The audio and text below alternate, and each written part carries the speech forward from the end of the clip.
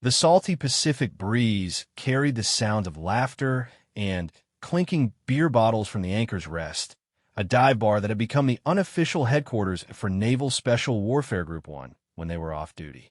The establishment sat just outside the gates of Naval Amphibious Base Coronado, its weathered exterior and dim lighting making it the perfect place for SEALs to blow off steam after grueling training exercises.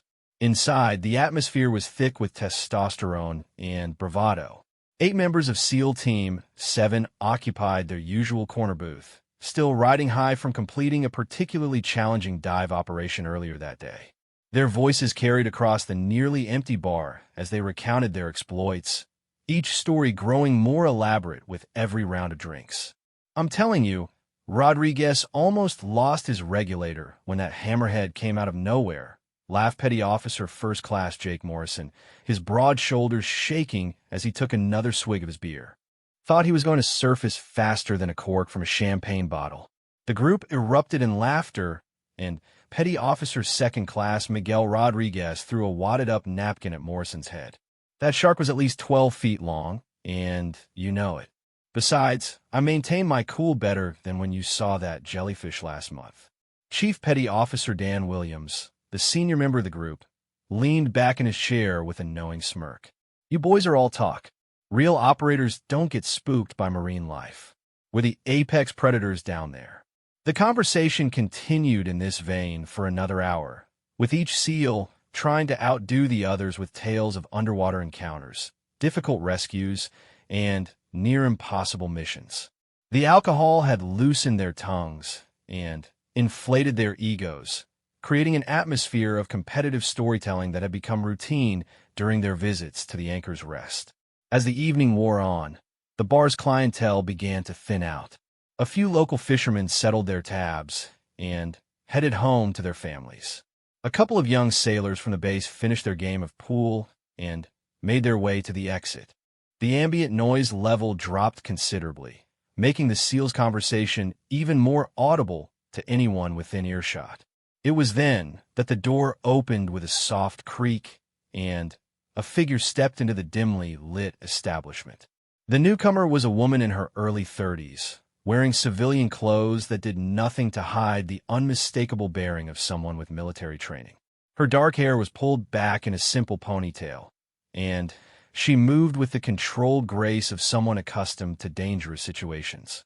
What immediately caught the attention of everyone in the bar, including the 8 SEALs, was the pronounced limp in her left leg. Each step was carefully measured, and she occasionally winced as if the movement caused her pain. Despite this obvious disability, there was something in her posture and the way she carried herself that suggested she was not someone to be underestimated.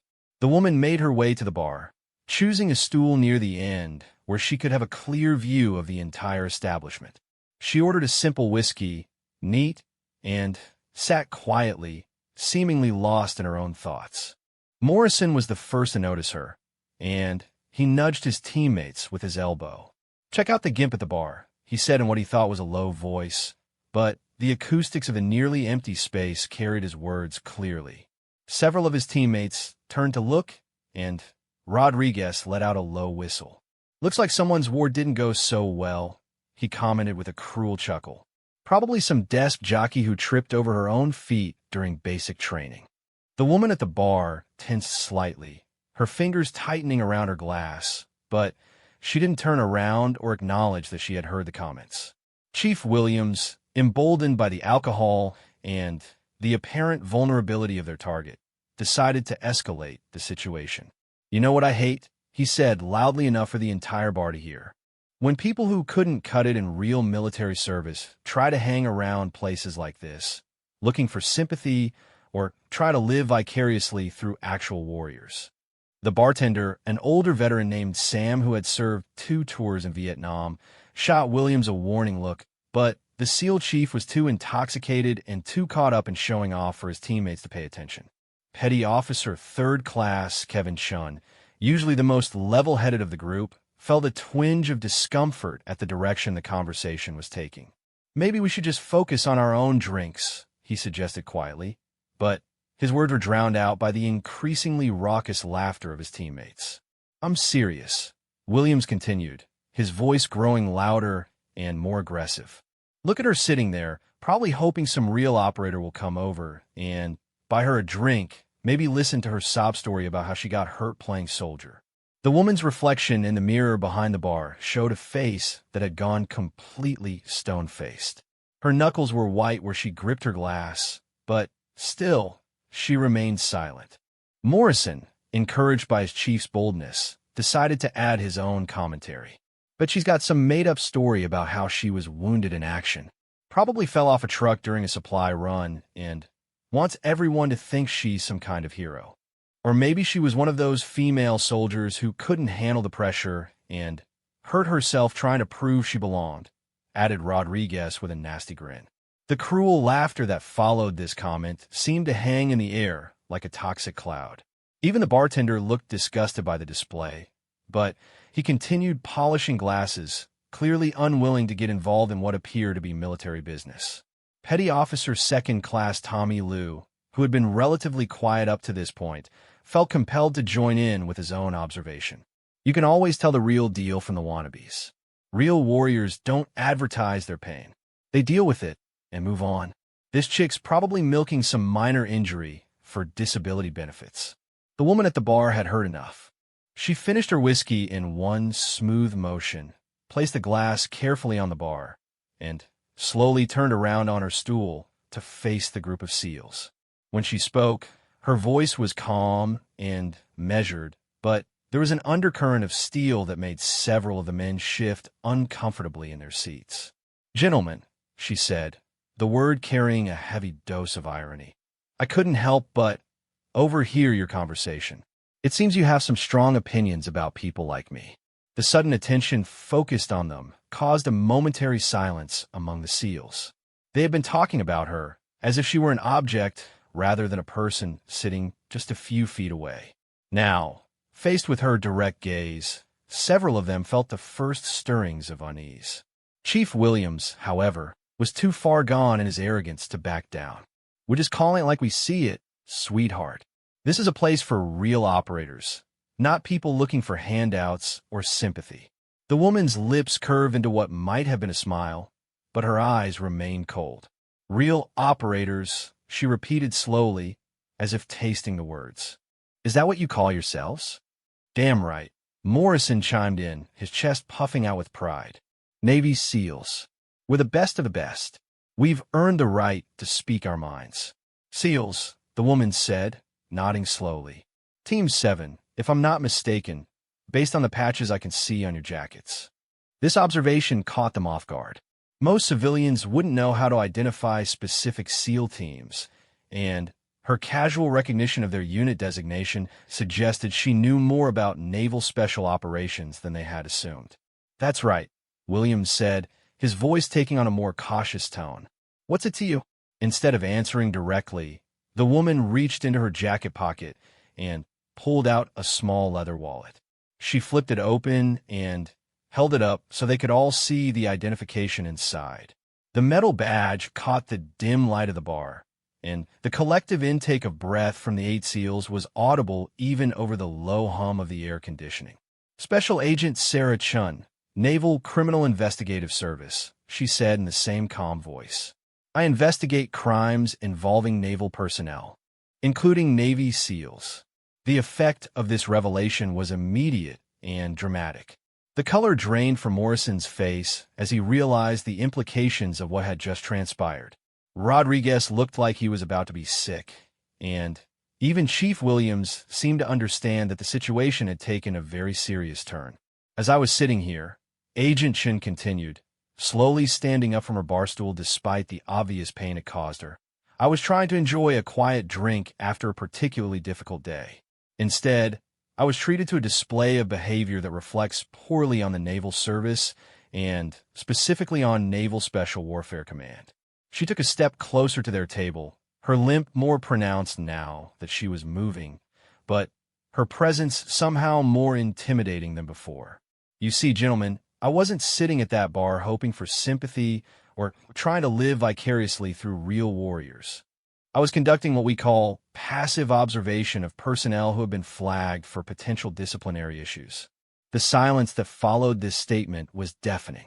Each of the 8 SEALs was frantically trying to remember if they had done anything recently that might have attracted the attention of NCIS.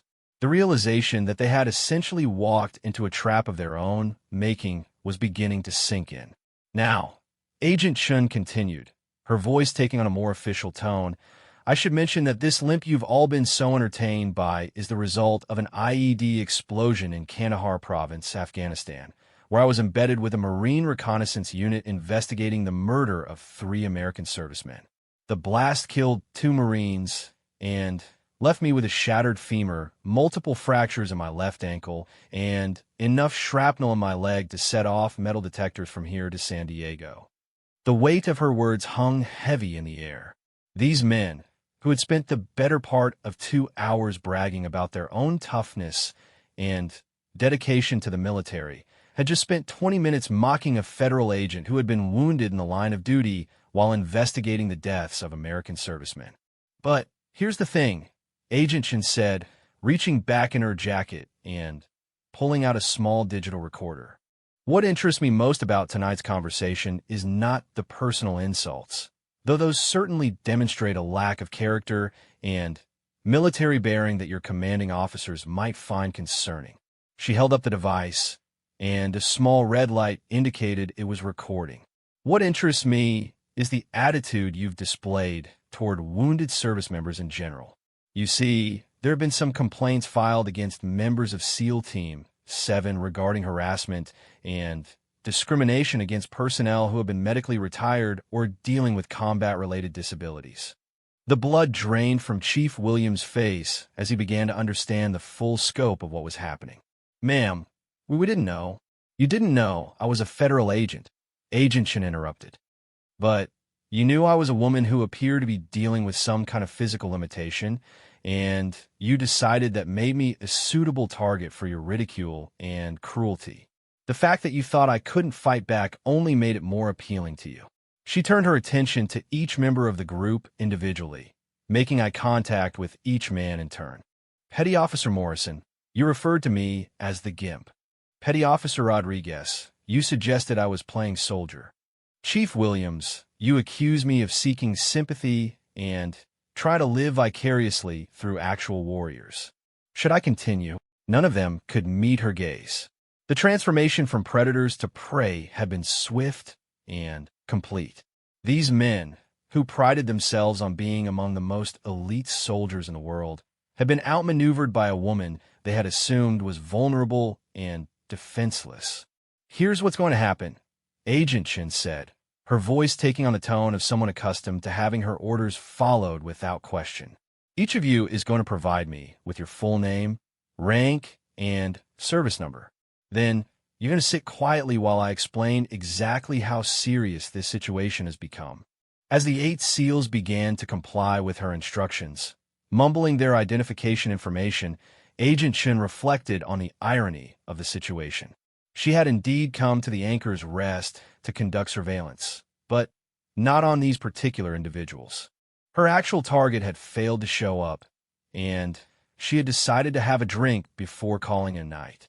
Instead, she had stumbled upon a perfect example of the very behavior that had prompted several formal complaints against naval special warfare personnel. The attitude these men had displayed toward her was exactly the kind of toxic culture that was undermining unit cohesion and driving talented service members away from special operations. Now, she continued once she had gathered all their information, let me explain what you've just done. Under the Uniform Code of Military Justice, Article 92 covers failure to obey order or regulation. Navy regulations specifically prohibit discrimination and harassment based on disability status. What I witnessed tonight constitutes a clear violation of those regulations. She paused to let this information sink in before continuing. Additionally, Article 133 covers conduct unbecoming an officer, and Article 134 covers general misconduct that brings discredit upon the armed forces. The fact that you chose to engage in this behavior in a public establishment where you could be overheard by civilians makes it even more serious. Chief Williams, as the senior member of the group, knew he needed to take some kind of action to limit the damage. Agent Chun, I understand we made a serious mistake tonight. If there's any way we can. Chief Williams, she interrupted, you're not in a position to negotiate anything right now. What you can do is listen to what I'm about to tell you, and then decide whether you want to make this situation better or worse. The gravity in her voice made it clear that their immediate future hung in the balance. These men had gone from feeling like kings of the world to facing potential court-martial proceedings in the span of less than an hour. Agent Chun walked slowly around their table, her limp a constant reminder of the sacrifice she had made in service to her country and the callousness they had shown in mocking that sacrifice. The complaints that have been filed against Team 7 members involve a pattern of behavior very similar to what I witnessed tonight. Service members who have been medically retired or dealing with combat-related injuries have reported being subjected to ridicule, exclusion, and outright hostility from active duty SEALs. She stopped directly behind Chief Williams' chair. One former SEAL who lost his leg to an IED in Iraq reported being told by Team 7 members that he was dead weight and should stop pretending to be something he's not when he attempted to attend a reunion event. Another, who suffers from traumatic brain injury, was allegedly told that he was broken and an embarrassment to the teams. The silence in the bar was oppressive. Even the bartender had stopped his activities and was watching the scene unfold with a mixture of fascination and disgust. What happened tonight, Agent Chen continued, is that you demonstrated exactly the kind of attitude that has created this toxic environment. You saw someone you perceived as wounded or disabled, and your immediate impulse was to mock and belittle that person. The fact that you did it loudly, publicly, and with obvious enjoyment shows a callous disregard for the sacrifices made by service members who have been wounded in the line of duty. She returned to her position facing the table, her dark eyes moving from one SEAL to the other. Tomorrow morning, I'll be filing a report with your commanding officer, Captain Martinez. I'll be recommending that each of you undergo mandatory sensitivity training regarding disability discrimination, and that Team 7 as a whole be evaluated for cultural and leadership issues. The prospect of facing their commanding officer's wrath was almost as terrifying as the potential legal consequences. Captain Martinez was known throughout Naval Special Warfare Command as a by-the-book officer who had little tolerance for behavior that reflected poorly on the SEAL community.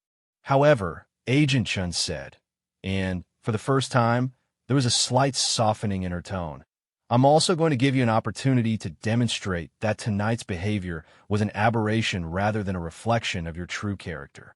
This unexpected offer of redemption caused several of the men to look up hopefully for the first time since she had revealed her identity. There's a wounded warrior facility about 20 minutes from here where veterans dealing with combat-related injuries receive rehabilitation and support services. They're chronically understaffed and underfunded, and they could use volunteers who understand military culture and can relate to what these veterans have experienced. She reached into her jacket again and pulled out a business card, placing it on the table in front of Chief Williams. If each of you commits to volunteering at this facility for at least 4 hours per week for the next 6 months, and if the facility coordinator reports that you've been helpful, respectful, and genuinely committed to supporting wounded veterans, I'll include that information in my report. The offer was more generous than any of them had dared to hope for. But Agent Chin wasn't finished. This isn't charity work, she said firmly. This isn't community service to check a box on your record. This is an opportunity for you to understand what it means to be wounded in service to your country and to develop some empathy for the people you so callously mocked tonight. She looked directly at Morrison. You call me the Gimp, Petty Officer Morrison. At this facility, you'll meet Marines who lost limbs to IEDs, sailors who suffered traumatic brain injuries in vehicle accidents, and soldiers dealing with PTSD so severe they can't function in civilian society. You'll learn that physical and psychological wounds don't make someone less of a warrior. They make them someone who paid a price for their service that you haven't been asked to pay. Her gaze shifted to Rodriguez. You suggested I was playing soldier, Petty Officer Rodriguez. These veterans weren't playing anything. They were doing their jobs, serving their country, when fate and the enemy conspired to change their lives forever. If you approach this opportunity with the right attitude, you might learn something about real courage and resilience. Finally, she turned back to Chief Williams. And you, Chief, suggested I was looking for sympathy or trying to live vicariously through actual warriors. The men and women at this facility aren't looking for sympathy. They're working every day to rebuild their lives and find new ways to serve their country and their communities. They're some of the strongest people you'll ever meet, and if you give them the chance, they might teach you something about what it really means to be a warrior. The weight of her words settled over the group like a heavy blanket. For the first time since the confrontation had begun, several of the SEALs were beginning to understand the true magnitude of their misconduct and the opportunity they were being offered to make amends. Agent Chun straightened up, preparing to leave. You have 48 hours to contact the facility coordinator and arrange your first volunteer session. If I don't receive confirmation that all 8 of you have committed to this program within that time frame, my report will reflect that you were offered an opportunity for redemption and chose not to take it. She picked up her recorder and tucked it back in her jacket. Gentlemen, you're among the most highly trained warriors in the world. You've been given extraordinary privileges and responsibilities as members of Naval Special Warfare Command. Tonight, you failed to live up to the standards that those privileges and responsibilities demand. As she began to walk toward the exit, her limp once again obvious and painful looking, she paused at the door and looked back at the 8 men still sitting in stunned silence at their table. One final thing, she said. If any of you ever encounter me or anyone else dealing with combat-related injuries in a situation like tonight's, I suggest you remember that we didn't choose to be wounded. We were wounded serving the same country and the same cause that you've sworn to defend. We deserve the same respect you would want if you were sitting in our position. With that, Special Agent Sarah Chun walked out of the Anchor's Rest, leaving behind 8 Navy SEALs who would spend the rest of the night and many nights to come thinking about courage, sacrifice, and the true meaning of being a warrior. The morning sun cast long shadows across the Naval Amphibious Base Coronado as the 8 members of SEAL Team 7 made their way to Captain Martinez's office. None of them had slept well after the previous night's encounter at the Anchor's Rest, and the prospect of facing their commanding officer's wrath had left them all feeling like condemned men walking to their execution. Chief Petty Officer Dan Williams led the group, his usual swagger replaced by the careful, measured steps of someone trying to maintain military bearing while internally preparing for the worst. Behind him, the other 7 men followed in a silence that was markedly different from their usual boisterous camaraderie. The events of the previous evening had fundamentally altered the dynamic within their unit, and each man was grappling with the implications of what they had done and what might happen next. As they approached the administrative building that housed the command offices, Petty Officer First Class Jake Morrison couldn't help but think about his wife and 2 young children back in their base housing unit. The possibility of disciplinary action that could affect his career and their financial security weighed heavily on his mind. He had joined the SEALs to provide a better life for his family, and now his own stupid behavior had put all of that at risk. Petty Officer Second Class Miguel Rodriguez was dealing with his own demons. As the son of immigrants who had sacrificed everything to give him opportunities in America, the thought of bringing shame to his family name was almost unbearable. His parents had been so proud when he became a SEAL, and the idea of having to explain to them why he was facing disciplinary action made him feel physically sick. The others were similarly consumed with their own fears and regrets. Petty Officer Third Class Kevin Chun kept replaying the event in his mind, wondering if he could have done something to stop the situation from escalating. Petty Officer Second Class Tommy Liu was thinking about his younger brother, who was considering a military career and looked up to him as a role model. How could he explain to his brother that he had mocked a wounded veteran? When they reached the outer office, Captain Martinez's administrative assistant, a no-nonsense Navy yeoman named Petty Officer Jenkins, looked up from her computer with an expression that suggested she already knew why they were there. "Gentlemen," she said in a tone that was professionally neutral but somehow conveying disapproval, "Captain Martinez will see you now." The 8 men filed into the captain's office, automatically arranging themselves in a line facing his desk. Captain Rodriguez Martinez was a career naval officer who had started his service as an enlisted sailor and worked his way up through the ranks before earning his commission. He had served multiple combat deployments and had been commanding SEAL teams for over a decade. His reputation for fairness was matched only by his reputation for holding his men to the highest standards. The captain looked up from a file on his desk, and his expression left no doubt that he was deeply disappointed in what he had learned about the previous night's events. When he spoke, his voice carried the quiet authority of someone who didn't need to raise his voice to command respect. "Gentlemen," he began, "I received a very interesting phone call this morning from Special Agent Sarah Chan of NCIS. She provided me with a detailed account of your behavior last evening at a civilian establishment. She also played me a recording of your conversation that I found both disgusting and profoundly disappointing." The silence in the room was absolute. None of the 8 men dared to meet the captain's eyes as he continued his opening statement. "In my 23 years of naval service, I have never been more ashamed of personnel under my command.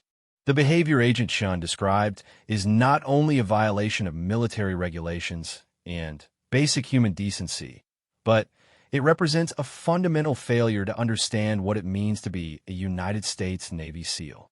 Captain Martinez stood up from his desk and walked around to face the line of men directly. "You mocked a federal agent who was wounded in the line of duty while investigating the murders of American servicemen. You demonstrated callous disregard for the sacrifices made by wounded veterans. You brought discredit upon Naval Special Warfare Command, SEAL Team 7, and the United States Navy." He paused to let his words sink in before continuing. "Chief Williams, as the senior member of this group, you bear special responsibility for what happened. You not only participated in this disgraceful behavior, you encouraged and escalated it. This represents a complete failure of leadership on your part." Chief Williams finally found the courage to speak, though his voice was barely above a whisper. "Yes, sir. There's no excuse for what we did last night. We were wrong, and we're prepared to accept whatever punishment you deem appropriate." "Punishment?" Captain Martinez repeated, as if tasting the word. "Chief, what you did last night wasn't just wrong. It was a betrayal of everything we stand for as naval special operators. SEALs are supposed to be protectors, not predators. We're supposed to stand up for those who can't stand up for themselves, not mock them for their vulnerabilities." The captain walked slowly down the line, stopping in front of each man in turn. "Morrison, you called a wounded federal agent the GIMP. Rodriguez, you suggested she was playing soldier. Liu, you accused her of milking an injury for disability benefits. Chun, you remained silent while your teammates engaged in behavior that would make a decent person sick to their stomach." Each accusation hit like a physical blow, and several of the men visibly flinched as their specific actions were called out. "But here's what troubles me most," Captain Martinez continued, returning to his position in front of the group. "This wasn't a momentary lapse in judgment. This wasn't a joke that went too far. This was a sustained, deliberate campaign of cruelty directed at someone you perceived as vulnerable. That tells me there's something fundamentally wrong with the culture and leadership in this team." He walked back to his desk and picked up another file. Agent Chin's investigation has uncovered a pattern of similar behavior directed at other wounded veterans. Former Team 7 members have reported being subjected to harassment and discrimination at social events and official functions. This isn't an isolated incident. It's part of a toxic culture that has developed within your unit. The implications of this revelation were staggering. If there were other incidents, other complaints, the consequences could extend far beyond disciplinary action for the 8 men in the room. It could mean investigations, transfers, and potentially the dissolution of the entire team. Now, Captain Martinez said, his tone shifting slightly, Agent Chun has proposed an alternative to formal disciplinary proceedings. She's offered you the opportunity to volunteer at a wounded warrior rehabilitation facility. If you complete 6 months of meaningful service and demonstrate genuine commitment to supporting wounded veterans, she'll include that information in her report. He set the file down and looked directly at each man again. This isn't a get-out-of-jail-free card. This is an opportunity for you to prove that last night's behavior was an aberration and that you're capable of growth and redemption. But make no mistake, if any of you approach this as a box-checking exercise or fail to take it seriously, the consequences will be severe. Petty Officer Chun, who had been struggling with guilt and shame since the previous evening, finally spoke up. Sir, what exactly would we be doing at this facility? Captain Martinez consulted his notes. The Warriors Haven Rehabilitation Center serves veterans dealing with combat-related physical and psychological injuries. They provide physical therapy, occupational therapy, mental health counseling, and transitional support services. They need volunteers to assist with transportation, help with therapeutic activities, provide administrative support, and simply spend time with veterans who are often isolated and struggling. He looked up from his notes.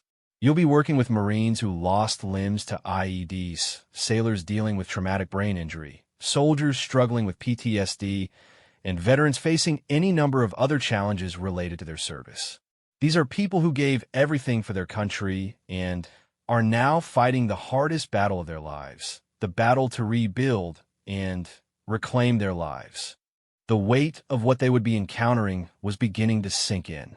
These men, who had spent their careers preparing for combat and danger, were about to face something entirely different: the aftermath of combat and the human cost of military service. I want to be very clear about something, Captain Martinez continued. This isn't charity work. This isn't community service. This is education. You're going to learn what real courage looks like from people who are fighting battles you can't imagine. You're going to understand what sacrifice actually means from people who have paid prices you hopefully will never have to pay. He walked over to a wall covered with photographs from various SEAL operations and pointed to one showing a group of operators in Afghanistan. 3 of the men in this photograph were wounded in action. One lost both legs to an IED.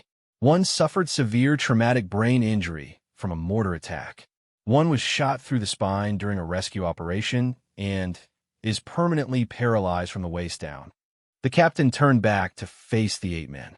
All 3 of these warriors were subjected to treatment similar to what you inflicted on Agent Chun when they attended SEAL reunions and social events after their injuries. They were made to feel unwelcome, pitted, or ridiculed by active duty personnel who should have been honoring their sacrifice. The shame and guilt that had been building since the previous evening reached a new level of intensity. To know that they had participated in a culture that had caused pain to their own wounded brothers in arms was almost unbearable. Chief Williams, Captain Martinez said, focusing his attention on the team leader, "You're going to be personally responsible for ensuring that every member of your team takes this opportunity seriously. If any of them fails to complete the program or approaches it with anything less than complete commitment, you'll be held accountable." "Yes, sir," Williams replied, his voice stronger now as he began to grasp the magnitude of the opportunity they were being given. Furthermore, the captain continued, "You're going to write personal letters of apology to the 3 former Team 7 members who filed complaints about harassment and discrimination. These letters will acknowledge your role in creating a toxic culture and commit to making meaningful changes in your behavior and leadership." This requirement caught Williams off guard, but he knew better than to object. "Yes, sir. I'll draft those letters today." Captain Martinez then addressed the entire group. "Each of you will also be writing a letter to Agent Chun. Not an apology. She's made it clear she's not interested in empty gestures, but a commitment letter outlining specifically how you plan to change your behavior and what you've learned from this experience. He returned to his desk and picked up a business card. You'll contact the facility coordinator, Dr. Rebecca Martinez, no relation, by the way, within 24 hours to arrange your first volunteer session. You'll work 4 hours per week, every week, for 6 months. Miss a session without prior approval, and the deal is off. The captain's expression softened slightly as he continued. Gentlemen, I'm not giving up on you. You've all proven yourselves as warriors and as SEALs. What happened last night shows that you've lost sight of what it means to be a warrior, but I believe you can find your way back. He gestured toward the photographs on the wall. Every SEAL who has ever worn the trident has taken an oath to protect and defend. That oath doesn't stop applying when someone gets wounded. It doesn't stop applying when someone becomes vulnerable. In fact, that's when it becomes most important. Petty Officer Morrison, who had been the most vocal in his cruelty the previous evening, raised his hand tentatively. Sir, how do we make this right? I mean, really make it right, not just complete the program? It was the first question any of them had asked that suggested genuine remorse and a desire for growth rather than just avoiding consequences. Captain Martinez smiled slightly for the first time since they had entered his office. That's the right question, Morrison. The answer is that you start by understanding that what you did wasn't just cruel, it was cowardly. You targeted someone you thought couldn't fight back. You found entertainment in someone else's pain. That's the opposite of everything a SEAL should be. He walked back to his position in front of the group. Making it right means developing empathy, compassion, and respect for people who have made sacrifices you may never have to make. It means understanding that being wounded in service to your country doesn't make someone weak or broken. It makes them someone who paid a price for their service. Captain Martinez pulled out another photograph, this one showing Agent Shun during her deployment in Afghanistan. In the picture, she was wearing full combat gear and standing with a group of Marines in what was clearly a dangerous environment. Agent Shun was embedded with recon Marines investigating the murder of 3 American servicemen. She was doing her job, serving her country, when an IED explosion nearly killed her and left her with permanent disabilities. She could have taken a medical retirement and a disability pension. Instead, she stayed on active duty and continues to serve. He held up the photograph so they could all see it clearly. This woman has more courage in her little finger than all 8 of you demonstrated last night. She's faced enemy fire, survived an explosion that killed 2 Marines, endured multiple surgeries and months of rehabilitation, and returned to duty. And your response to meeting her was to mock her for being wounded. The impact of seeing Agent Shun in her military role, understanding the context of her service and sacrifice, was profound. It drove home the reality of what they had done in a way that mere words could not. Your mission for the next 6 months, Captain Martinez concluded, is to become the kind of men who would have stood up for Agent Shun instead of attacking her. To become the kind of SEALs who honor wounded veterans instead of mocking them. To become worthy of the trident you wear. He dismissed them with instructions to report back in 1 week with confirmation of their first volunteer sessions and their completed letters. As the 8 men filed out of his office, each was grappling with the challenge that lay ahead of them. The drive to Warriors Haven Rehabilitation Center took them through some of the more affluent neighborhoods of San Diego, past manicured lawns and expensive homes that seemed to exist in a different world from the one they were about to enter. The facility itself was a modest complex of single-story buildings surrounded by gardens and outdoor recreational areas designed to provide a peaceful, healing environment for wounded veterans. Chief Williams parked his truck in the visitor parking area and sat for a moment, gathering his courage. Through the windows of the main building, he could see people moving around, some in wheelchairs, some using walkers or crutches, some with no visible disabilities, but moving with the careful deliberation of people dealing with invisible wounds. As they approached the main entrance, they were greeted by Dr. Rebecca Martinez, a middle-aged woman with graying hair and the kind of warm, professional demeanor that immediately put people at ease. Her appearance was deceptive. However, Agent Shin had warned them that Dr. Martinez was a former Army colonel and combat veteran who had earned her doctorate in psychology after retiring from military service. "You must be the Team 7 volunteers," Dr. Martinez said, shaking hands with each man as they introduced themselves. "Agent Shin spoke very highly of your potential to make a positive impact here." The irony of this statement wasn't lost on any of them. Agent Shun had seen something in them worth saving, despite their behavior toward her. "Before we begin," Dr. Martinez continued, "I want you to understand what you're walking into. The men and women you'll be working with have been through hell and back. Some of them are dealing with physical injuries that have fundamentally changed their lives. Others are battling psychological wounds that aren't visible, but are just as real and just as debilitating." She led them into a conference room where they could sit and talk privately. "Many of our residents have experienced rejection, discrimination, and misunderstanding from people who should be supporting them. They've been made to feel like burdens or failures by family members, friends, and sometimes even fellow service members." The pointed nature of this comment made it clear that Dr. Martinez knew exactly why they were there and what they had done.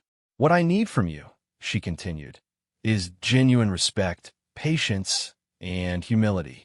These veterans don't need your pity, and they don't need you to treat them like victims. They need you to see them as whole human beings who happen to be dealing with challenges related to their service." She handed each of them a packet of information about the facility, its programs, and guidelines for volunteers. "You'll be working in different areas based on your skills and the needs of our residents. Some of you will help with physical therapy activities. Others will assist with administrative tasks or transportation. A few of you will simply spend time talking with residents who need social interaction." As Dr. Martinez outlined the program and expectations, the 8 SEALs began to understand that they were embarking on something far more challenging than they had anticipated. This wasn't going to be a simple matter of showing up and going through the motions. They were going to be confronted with the reality of what it meant to be wounded in service to their country, and they were going to have to examine their own attitudes and assumptions in ways that would be deeply uncomfortable. "Your first assignment, DR," Martinez concluded, "is to spend time in our common areas and simply observe. Don't try to fix anything or solve any problems. Just watch, listen, and begin to understand what courage really looks like." The common room at Warriors Haven Rehabilitation Center buzzed with quiet activity as the 8 SEALs entered for their first day of observation. The space was designed to feel welcoming rather than clinical, with comfortable seating areas, large windows that let in natural light, and walls decorated with artwork created by the residents themselves. Despite the peaceful atmosphere, there was an undercurrent of struggle and determination that was immediately apparent to anyone who took the time to really look. Chief Petty Officer Dan Williams found himself standing near the entrance, feeling more nervous than he had before any combat mission. Across the room, he could see a young Marine, probably no older than 25, working with a physical therapist to navigate a set of parallel bars. Where the Marine's legs should have been, there were instead high-tech prosthetics that he was clearly still learning to use. Each step required intense concentration and effort, and sweat beaded on his forehead despite the air-conditioned environment. What struck Williams most was not the Marine's obvious struggle, but the quiet determination with which he approached each movement. There was no self-pity, no dramatic declarations of pain or frustration. Just the methodical, professional approach of someone who had identified a problem and was systematically working to solve it. Petty Officer First Class Jake Morrison had positioned himself near a group of veterans who were engaged in what appeared to be art therapy. A Navy corpsman who had lost his left arm to shrapnel was painting a landscape using a brush held in his remaining hand and occasionally steadied with the prosthetic attachment where his left hand used to be. The painting was remarkably detailed and showed genuine artistic talent, but what caught Morrison's attention was the conversation the corpsman was having with another veteran. "The hardest part isn't the physical stuff," the corpseman was saying as he added delicate touches to a tree in his painting. I mean, learning to do everything one-handed was challenging, but you adapt. The hardest part is dealing with people who think your life is over because you got hurt. An older veteran, whose injuries weren't immediately visible, nodded in agreement. I get tired of people looking at me with those sad puppy dog eyes, like I'm some tragic figure. I served my country, I got injured in the line of duty, and now I'm building a new life. That's not tragic. That's just life. Morrison felt a stab of recognition and shame. The sad puppy dog eyes the veteran was describing weren't far from the mocking expressions he and his teammates had worn while watching Agent Shin at the bar. Different emotions, perhaps, but both responses reduced wounded veterans to objects of pity or ridicule rather than treating them as complete human beings. Petty Officer Second Class Miguel Rodriguez had gravitated toward a corner where a group of veterans was engaged in what looked like a heated but friendly debate about football. One of the participants was a young woman, probably Army, based on her bearing, who was missing her left leg below the knee. She was arguing passionately about the merits of different offensive strategies, using a tablet to pull up statistics and video clips to support her points. I'm telling you, the problem with that play call was the timing, not the formation, she was saying, her prosthetic leg propped casually on a nearby chair.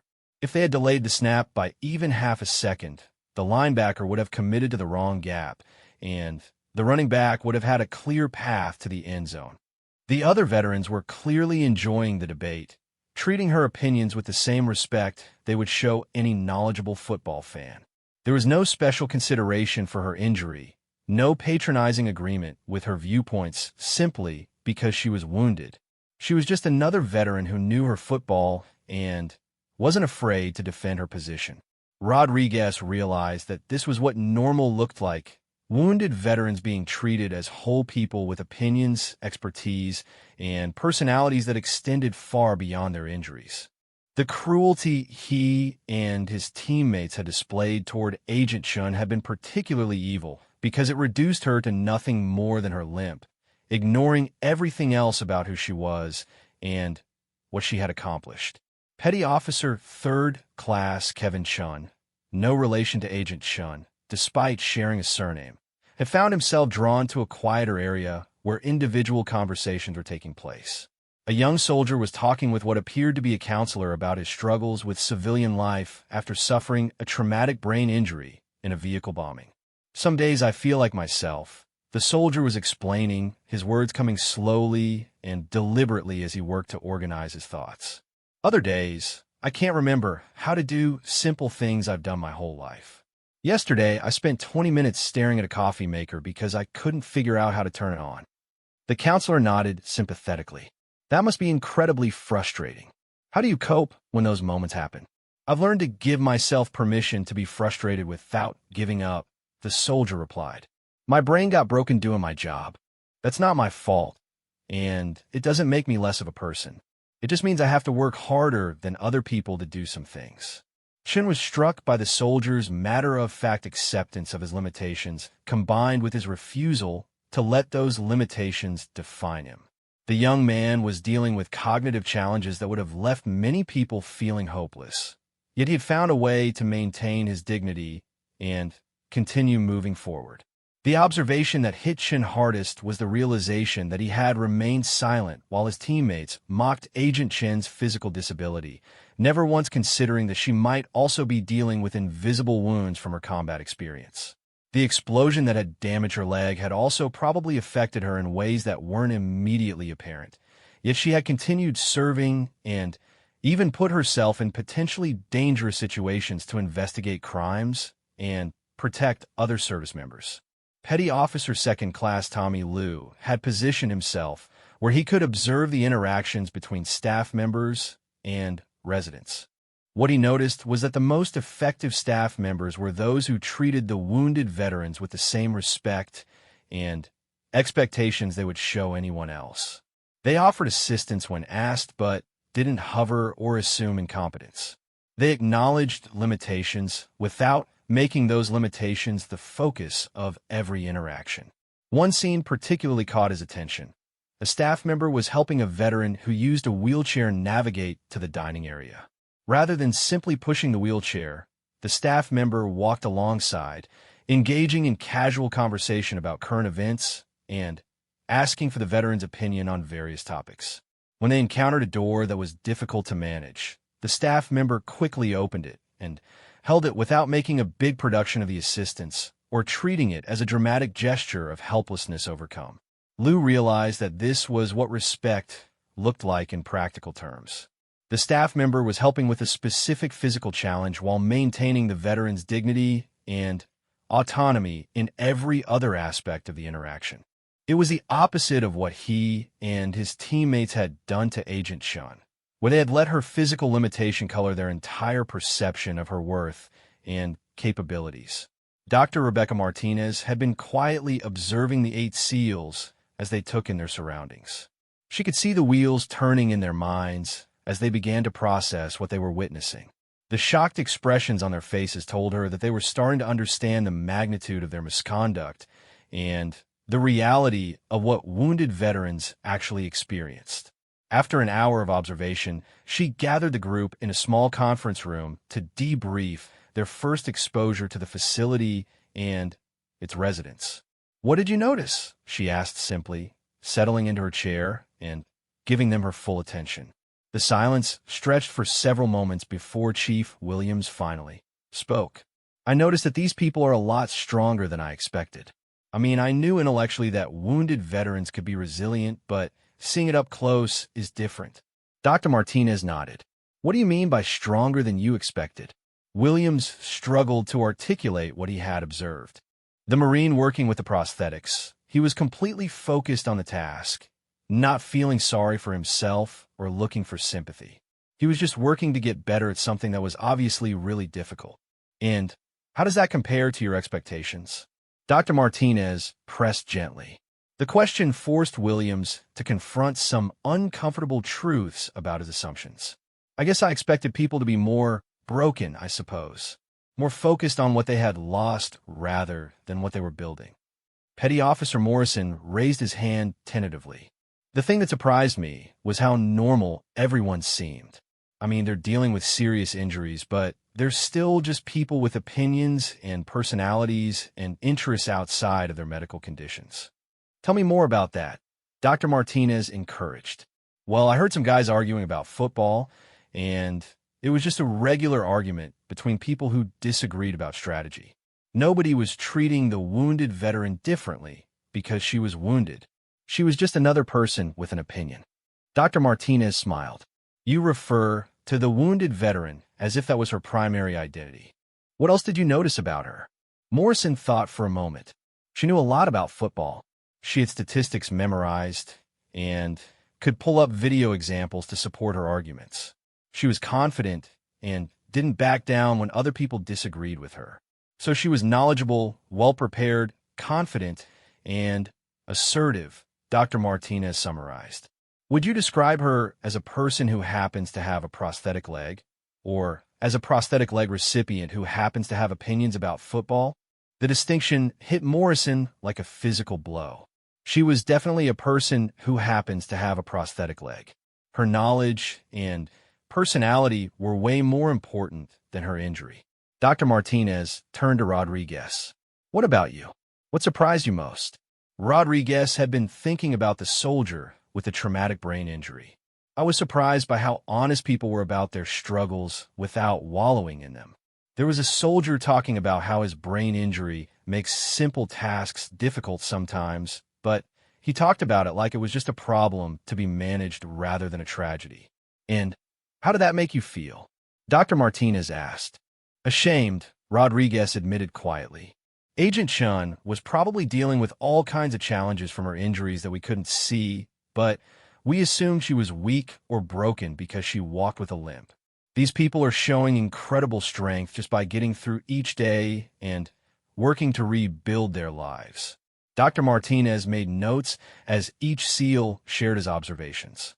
What she was hearing was the beginning of a fundamental shift in perspective, from seeing wounded veterans as objects of pity or scorn to recognizing them as whole human beings dealing with specific challenges while continuing to live full, meaningful lives. Petty Officer Chin spoke up next. I noticed that the staff members who seemed most helpful were the ones who treated everyone like normal people. They offered help when it was needed, but didn't act like being wounded made someone helpless or pitiful. That's a very important observation, Dr. Martinez said. What do you think that tells us about effective ways to interact with wounded veterans? That we should focus on who they are as people rather than what happened to them, Chin replied. And that we should offer help when it's appropriate, but not assume that needing help with one thing means being helpless in general. Dr. Martinez turned to Lou. Tommy, you've been quiet. What's on your mind? Lou had been struggling with a particularly painful realization. I keep thinking about my younger brother. He's considering joining the military, and he looks up to me. I've always tried to be someone he could be proud of, someone who represented the best values of military service. He paused, clearly emotional. If my brother could have seen me at that bar, making fun of Agent Sean, he would have been disgusted with me. And he would have been right to be disgusted. I acted like everything I was supposedly taught about honor and protecting others was just words.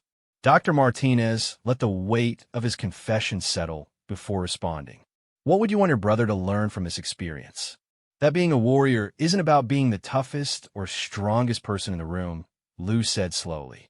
It's about using your strength to protect people who need protection, especially when they're vulnerable.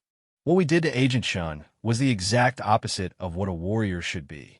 The conversation continued for another hour, with each man sharing his observations and beginning to grapple with the implications of what they had witnessed. Dr. Martinez carefully guided the discussion, helping them understand that their first day was just the beginning of a process that would challenge their assumptions and force them to grow in uncomfortable ways. Before you leave today, Dr. Martinez said as the session wound down, I want to give you your assignments for next week. You'll each be paired with a specific resident who has volunteered to work with new volunteers. Your job will be to assist them with whatever activities they're working on, but more importantly, to listen to their stories and learn from their experiences. She handed each man a file containing information about the veteran they would be working with. These are people who have specifically requested to work with active duty military personnel because they want to help bridge the gap between wounded veterans and the military community that sometimes doesn't know how to relate to them. Chief Williams opened his file to find information about Staff Sergeant Maria Santos, a Marine who had lost both legs to an IED while on patrol in Afghanistan. According to her biographical information, she had been a squad leader with multiple combat deployments and had been recommended for a Bronze Star for her actions during the incident that wounded her. Morrison's file contained information about Navy Hospital Corpsman Second Class James Mitchell, who had suffered severe burns over 40% of his body while treating wounded Marines under fire in Iraq. The file noted that he had completed multiple skin graft surgeries and was now working as a peer counselor for other burn veterans. As each man reviewed his assignment, the reality of what they were about to experience began to sink in. These weren't abstract cases or statistics. These were individual warriors who had paid tremendous prices for their service and were now willing to share their experiences with the very people who had demonstrated such callousness toward wounded veterans. One final thing, Dr. Martinez said as they prepared to leave. Each of these veterans knows why you're here. Agent Chin contacted them personally and explained the circumstances that led to your volunteer assignment. They've chosen to work with you despite knowing how you treated her. The magnitude of this revelation was staggering. These wounded warriors, who had every reason to be angry or resentful toward active duty personnel who mocked their injuries, were instead choosing to extend grace and opportunity for redemption. Why would they do that? Asked Petty Officer Chun, voicing the question that was on everyone's mind. Dr. Martinez smiled. Because they understand something you're just beginning to learn. Real strength isn't about never falling down or never getting hurt. Real strength is about getting back up, helping others get back up, and refusing to let bitterness or anger define who you become. She stood up, indicating that the session was over. They're giving you the same thing Agent Shun gave you, an opportunity to become better than you were. The question is whether you'll be wise enough to take it. As the 8 SEALs left Warriors Haven that day, each was carrying a much heavier burden than when they had arrived. They had seen courage and resilience up close, and they had begun to understand the true cost of their behavior toward Agent Shun. More importantly, they had started to glimpse what it might mean to become worthy of the second chance they had been given. The drive back to base was quiet, each man lost in his own thoughts about what he had witnessed and what lay ahead. They had entered the facility thinking they were serving a sentence for their misconduct. They were beginning to realize that they had actually been given an opportunity for transformation that most people never received. The real test would come in the following weeks, when they would have to move beyond observation to actual engagement with the wounded veterans who had volunteered to teach them what courage really looked like. For men who had spent their careers believing they were already among the bravest people in the world, the lessons waiting for them would challenge everything they thought they knew about strength, sacrifice, and service. 3 weeks into their volunteer assignment at Warriors Haven, the 8 SEALs had begun to settle into routines that were both challenging and transformative.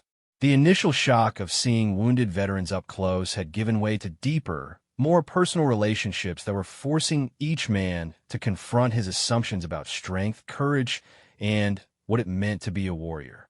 Chief Petty Officer Dan Williams found himself looking forward to his sessions with Staff Sergeant Maria Santos more than he had anticipated. The Marine was tough in ways that had nothing to do with physical strength, and she had a directness that reminded him of the best leaders he had served under. Today, like every Tuesday and Thursday, he was helping her with adaptive sports training as she prepared for a wheelchair racing competition. "You're holding back," Maria observed as she adjusted her racing wheelchair at the starting line of the facility's track. "I can see it in your face. You're still treating me like I'm made of glass." Williams had been trying to be helpful by offering to carry her water bottle and towel, anticipating her needs before she asked. In his mind, he was being considerate. In reality, he was still seeing her disability rather than her capability. "I'm just trying to be helpful," he said, realizing even as he spoke that the defense sounded weak. Maria secured her racing gloves and looked up at him with the expression of someone who had dealt with this particular form of well-meaning condescension many times before. "Chief, let me ask you something. When you're preparing for a mission, do you want your teammates constantly asking if you need help with basic tasks? Or do you want them to trust your competence and offer assistance only when specifically requested?" The parallel was obvious once she pointed it out. "I want them to trust my competence," he admitted. "Exactly. Now, I've been racing in this chair for 2 years. I've completed 3 marathons and won medals at 2 regional competitions. Do you think I need someone to carry my water bottle for me?" Williams felt heat rise in his cheeks. "No, ma'am. I'm sorry." Maria's expression softened. "Don't apologize. Just learn. The fact that I use a wheelchair doesn't make me helpless any more than the fact that you use specialized equipment makes you helpless. We both have tools that help us accomplish our missions." She positioned herself at the starting line and looked back at him. "Now, I want you to time my laps and call out my splits. Don't cheer for me like I'm a child taking her first steps. Treat me like an athlete in training, because that's what I am." For the next hour, Williams watched Maria push herself through a demanding workout that would have challenged any able-bodied athlete. Her technique was flawless, her pace was consistent, and her focus was absolute. When she finished, she was exhausted but exhilarated, and Williams found himself genuinely impressed by her performance rather than simply amazed that someone with her injuries could move at all. "Question for you," Maria said as she cooled down. "What did you see during that workout?" Williams thought carefully before answering. "I saw an athlete pushing herself to get better. I saw someone with excellent technique and impressive endurance. I saw someone who takes her training seriously and has clear goals. And what didn't you see? I didn't see someone struggling with disability. I didn't see someone overcoming tragedy. I saw someone doing what she loves and working to excel at it." Maria smiled. "Now you're starting to get it. When people look at me, They often see a tragic figure who lost her legs in combat. What I want them to see is a Marine who served her country, got injured in the line of duty, and is now pursuing new challenges and goals. The injury is part of my story, but it's not the whole story. Meanwhile, across the facility, Petty Officer First Class Jake Morrison was learning similar lessons from Navy Hospital Corpsman Second Class James Mitchell. The corpsman bore visible scars from the burns that had covered nearly half his body, and Morrison had initially struggled not to stare or to let his discomfort show in his expressions. Today, Mitchell was leading a support group session for other burn survivors, and Morrison was observing to better understand the challenges faced by veterans dealing with visible injuries. The discussion was frank and sometimes difficult, covering topics like dealing with public stares, managing pain, and maintaining relationships when your physical appearance had been dramatically altered. The hardest part isn't the physical pain, one participant was saying. It's the way people look at you, or try not to look at you. You can see them trying to figure out what happened to you, and you can tell they're uncomfortable. Another group member nodded. I hate the pity looks the most. Like your life is automatically tragic because you don't look the way you used to. Mitchell facilitated the discussion with the skill of a trained counselor, helping each participant process their experiences while sharing insights from his own journey. Morrison was struck by how the group functioned as both a support network and a problem-solving forum, with members offering practical advice alongside emotional support. After the session ended, Mitchell walked with Morrison toward the cafeteria. "What did you think of the group discussion?" he asked. Morrison had been reflecting on the parallels between what he had heard and his own behavior toward Agent Shun. It made me think about how we treated Agent Shun at the bar. We saw her limp and immediately made assumptions about who she was and what her story was. We never considered that she might be a federal agent who had been wounded serving her country. "Tell me more about what you're realizing," Mitchell encouraged. "We reduced her to her disability. We didn't see a complete person with a job, accomplishments, and a life outside of her injury. We saw the GIMP, that's what I called her." Morrison's voice was heavy with shame as he repeated his cruel words. Mitchell stopped walking and turned to face him directly. "Jake, I'm going to tell you something that might be hard to hear. When I first arrived at this facility, I was angry at everyone. The insurgent who threw the grenade that burned me, the Marines I was treating when it happened, the doctors who couldn't prevent the scarring, and especially healthy people who had never experienced what I was going through." Morrison waited for him to continue, sensing that this was going to be an important moment. "I was particularly angry at active duty personnel who seemed to take their physical wholeness for granted. I felt like they couldn't possibly understand what I had sacrificed, and I resented them for their lack of appreciation.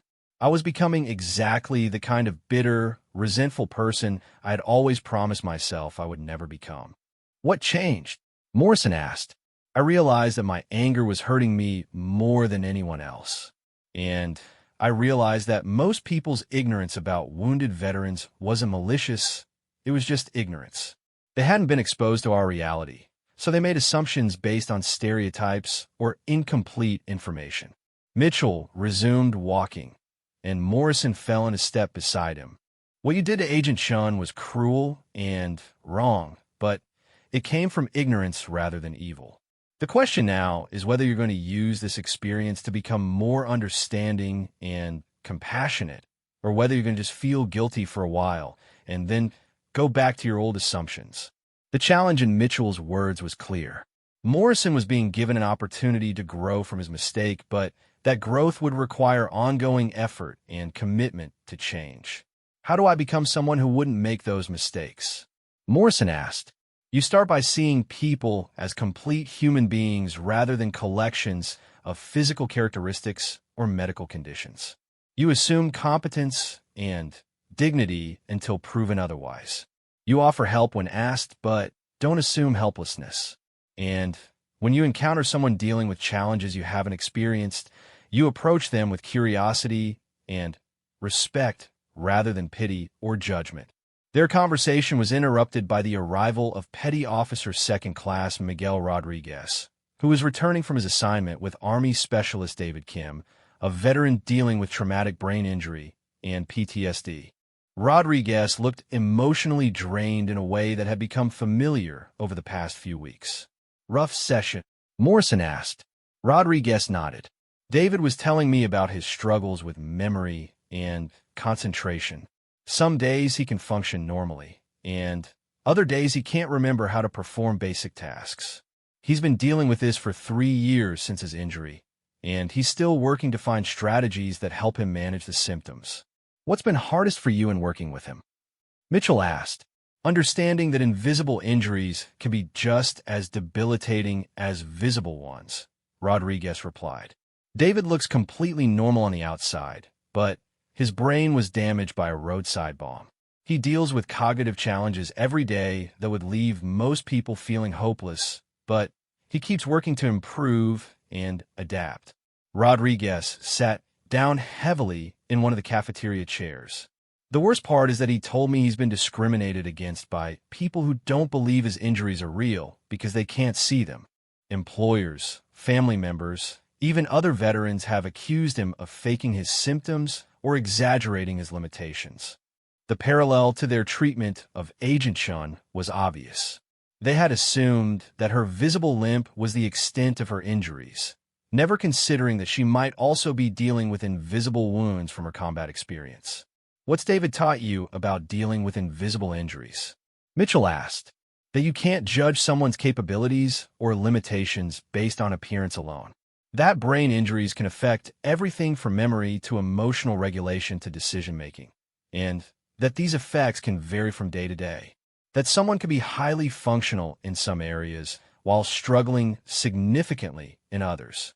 Rodriguez looked up at his 2 colleagues. Agent Chun was probably dealing with way more than just the physical effects of her injuries. She might have been dealing with PTSD, chronic pain, memory issues, or any number of other challenges that we couldn't see. But she was still doing her job, still serving her country, still putting herself in potentially dangerous situations to protect other service members. The conversation was joined by Petty Officer 3rd Class Kevin Chun, who had been working with Army Staff Sergeant Linda Patterson, a veteran dealing with severe PTSD and survivor's guilt after losing 3 members of her squad in an ambush. Chin's experience had been particularly challenging because Patterson's symptoms weren't visible, and her struggles were primarily psychological rather than physical. How was your session with Linda? Rodriguez asked. Chin sat down with them, looking thoughtful rather than drained. Eye-opening. She was telling me about how PTSD affects every aspect of her life. Her sleep, her relationships, her ability to function in crowded places, her emotional responses to unexpected sounds or situations.